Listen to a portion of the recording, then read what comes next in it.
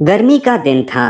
रोज की तरह आज भी मानसी अकेले ही स्कूल से घर तक का सफर तय कर रही थी। मानसी ने सफेद रंग की स्कूल ड्रेस पहनी हुई थी जो को पसीने से बिल्कुल भीगी हुई थी। मोहल्ले के लोगों की नजर उस पर से हट ही नहीं रही थी क्योंकि मानसी बहुत खूबसूरत लड़की थी।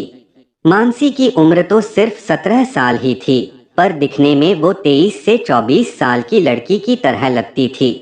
खैर, जैसे तैसे दूसरों की नजरों से बचते मानसी अपने घर पहुंची। मानसी की माँ किचन में मानसी के लिए खाना बना रही थी।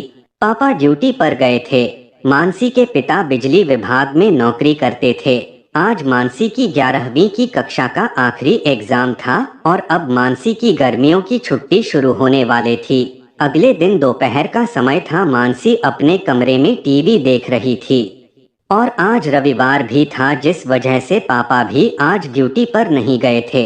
अचानक से मानसी के पापा के फोन पर एक फोन आया और जब मानसी के पिताजी ने फोन उठाया और बोले कौन, तब उधर से आवाज आई, अरे जीजा जी, पहचाना नहीं?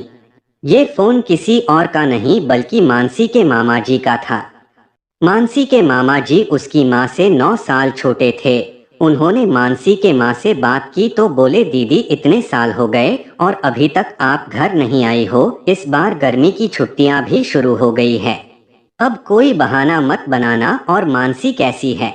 उसे तो मैंने बचपन में ही देखा था। अब तो वो बड़ी हो गई होगी। इस बार गर्मी की छुट्टियों में उसे मेरे घर आना ही होगा। मानसी की माँ बोली, नहीं, ऐसी बात नहीं, आपके तुम्हारे जीजा जी को ड्यूटी से फुर्सत नहीं मिलेगी।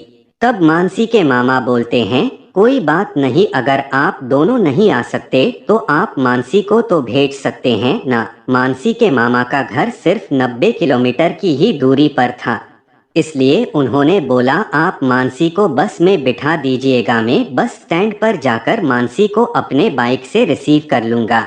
मानसी की माँ ने बोला, अरे बाबा ठीक है, पर मैं ये मानसी तो पूछ लूं कि वो मामा के घर जाना चाहती है या नहीं। फोन रखने के बाद मानसी की माँ कमरे में गई तो उन्होंने देखा कि मानसी चादर ओढ़कर मोबाइल में कुछ देख रही थी। और जब माँ ने चादर हटाई तो वो चौंक गई और पूछी, क्या हुआ माँ, क्या बात है? आप अचानक से मेरे कमरे में, कोई काम है क्या? मानसी की माँ ने बताया कि उसके मामा ने फोन किया था और वो उन सभी लोगों को अपने घर बुलाने की जिद कर रहे थे। मैंने मना किया तो उसने कहा कि अगर आप नहीं आ सकती तो आप मानसी को ही मेरे पास भेज दीजिए। ये बात सुनते ही मानसी कहती है, मैंने मामा को बचपन में देखा था और अभी मुझे याद भी नहीं कि मेरे मामा दिखते कैसे हैं। तब मानसी की माँ कहती है, बेटा तू घबरा मत, तेरे मामा इतनी जिद कर रहे हैं तो मैं तुझे इस बार जरूर भेजूंगी। पिछले बार भी उसने मुझसे कहा था कि मानसी को भेज दो, पर मैंने ही बहाना बना दिया था। और अगर इस बार भी मैंने अगर तुझे भेजने से इनकार कर दिया तो मेरा भाई क्या सोचेगा? वैसे भी तेरे नानी और नाना नहीं है, मेरे मायके में सिर्फ एक मेरा भाई ही है। आज रात में तू अपने सारे कपड़े पैक कर ले और कल सुबह तेरे पापा तुझे बस पर ले जाकर बैठा देंगे और जब तू वहां पहुंच जाएगी तो तेरे मामा तुझे बस स्टैंड पर आकर रिसीव कर लेंगे। मानसी अपने माँ से हाँ बोल देती है और अपने सारे कपड़े पैक करने लगती है। अगली सुबह मानसी के पापा उसे बस पर बैठाकर अपनी ड्यूटी पर चले जाते हैं। कुछ घंटों में ही मानसी अपने मामा के शहर में पहुंच जाती।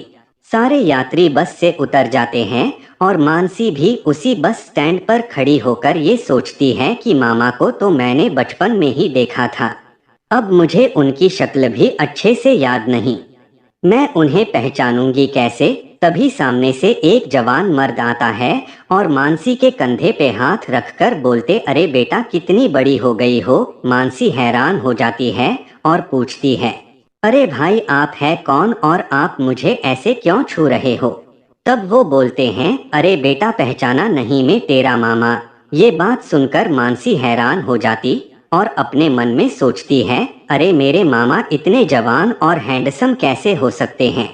तब वो कहती है, अरे मामा जी नमस्ते, मैं तो आपको पहचान ही नहीं पाई, आपने अपने आप को इतना फिर जो कर रखा है, कोई भी आपको देखकर ये नहीं कहेगा कि आप मेरे मामा हो।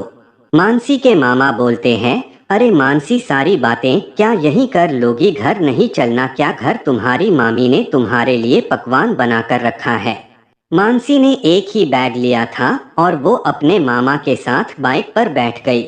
मानसी के मामा के मोहल्ले की सड़क ठीक नहीं थी, इसलिए गड्ढे ज्यादा होने के कारण मामा को गाड़ी पर ब्रेक लगा लगा कर गाड़ी चलाना पड़ रहा था। मानसी अब बड़ी हो चुकी थी और हर लड़कियों की तरह उसकी खूबसूरती भी अब साफ साफ उसके कपड़े पर से पता चल रही थी। और जब हज के गड्ढे पड़ रहे थे तो मानसी का टकराव न चाहते हुए भी उसके मामा को पीठ से हो रहा था, जिस वजह से उसे थोड़ा अजीब महसूस हो रहा था। पर उसने गौर किया कि उसके मामा जानबूझकर भी गाड़ी का ब्रेक लगा रहे थे।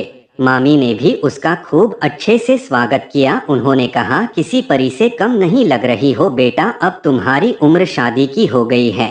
तब मानसी अपनी मामी से बोलती है, अरे मामी, अभी मेरी उम्र सिर्फ 17 साल है और आप शादी की बात कर रही हो और आप सारी बातें यहीं करेंगी कि घर के अंदर भी बुलाएंगी? मानसी के मामा इसके कमर पे हाथ रखकर अंदर की तरफ बढ़ते और बोलते हैं, जाओ बेटा, अपने कमरे में फ्रेश हो जाओ, तब तक तुम्हारी मामी डाइनिंग टेबल पर खाना सजाती हैं। मानसी अपने कमरे में गई तो सजावट देखकर बहुत खुश हो जाती है।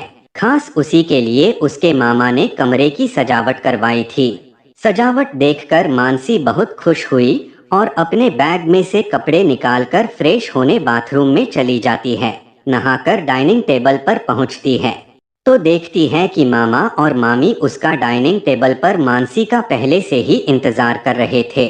खाना खाते वक्त मानसी ने अपने मामी से कहा, सजावट के लिए बहुत धन्यवाद मामी जी। तब उसकी मामी बोलती है, धन्यवाद मुझे नहीं बल्कि अपने मामा जी को बोलो, उन्होंने ही सारा इंतजाम तुम्हारे आने से पहले किए थे और उन्होंने तुम्हारे लिए कुछ गिफ्ट भी रखा है और अभी तक मुझे भी नहीं दिखाया है।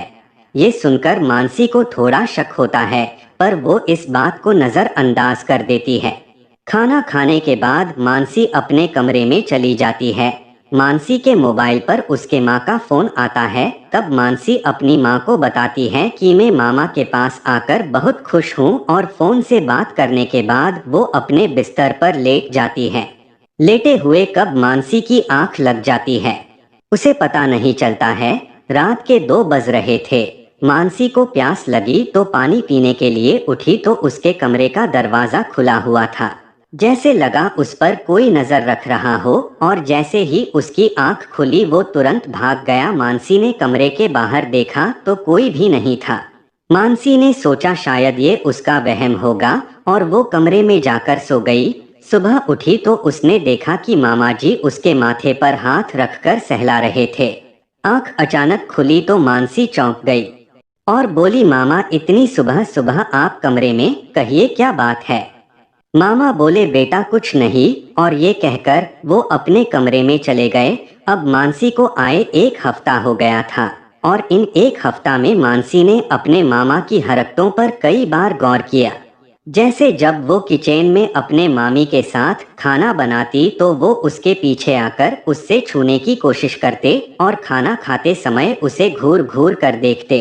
अब मानसी को अपने मामा की हरकतों पर बहुत गुस्सा आने लगा था। पर एक दिन हद तो तब हो गई जब मानसी अपने कमरे में लेटी मोबाइल चला रही थी और पीछे से धीरे से मामा जी ने आकर उसके आंखों पर अपने दोनों हाथों को रख दिया और बोले, पहचानो कौन? तब मानसी गुस्से में हाथ हटाते हुए बोली, मामा जी, अब मुझसे ऐसी हरकतें बर्दाश्त नहीं हो रही है और मुझे अब घर जाना है। तब मानसी के मामा जी ने बोला, बेटा गुस्सा मत हो, देखो मैंने तुम्हारे लिए सरप्राइज रखा है।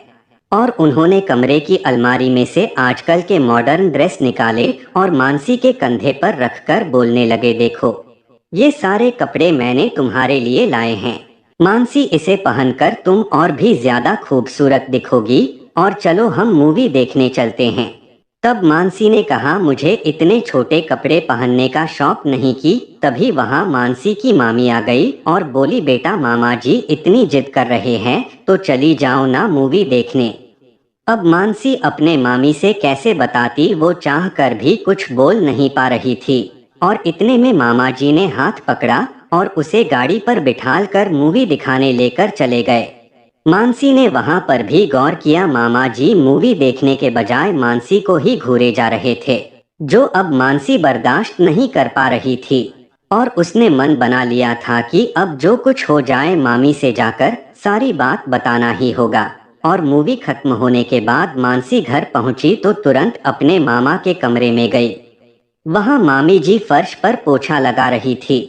मानसी ने मामी से कहा, मामी मुझे आपसे कुछ बात करनी है, कि तभी अचानक पीछे से मामा जी भी वहां आ गए। मानसी उन्हें देखकर चुप हो गई, पर मानसी के मामा जी ने बोला, डरो मत मानसी, बता दो सारी बातें, पर एक बार मेरी भी बात सुन लो। मानसी, मेरी शादी को 4 साल हो गए और अभी तक हमें औलाद का सुख नहीं मिला है।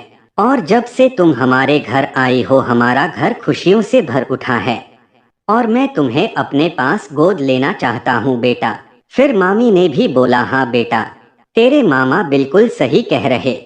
हमने बहुत इलाज किया पर कोई फायदा नहीं हुआ, इसलिए तुम्हारे मामा जी ने इस बार तुमको जबरदस्ती बुलाया ताकि खुद की औलाद न सही दूसरे की औलाद को कुछ दिन अपना बनाकर वो सुख प्राप्त कर सकें।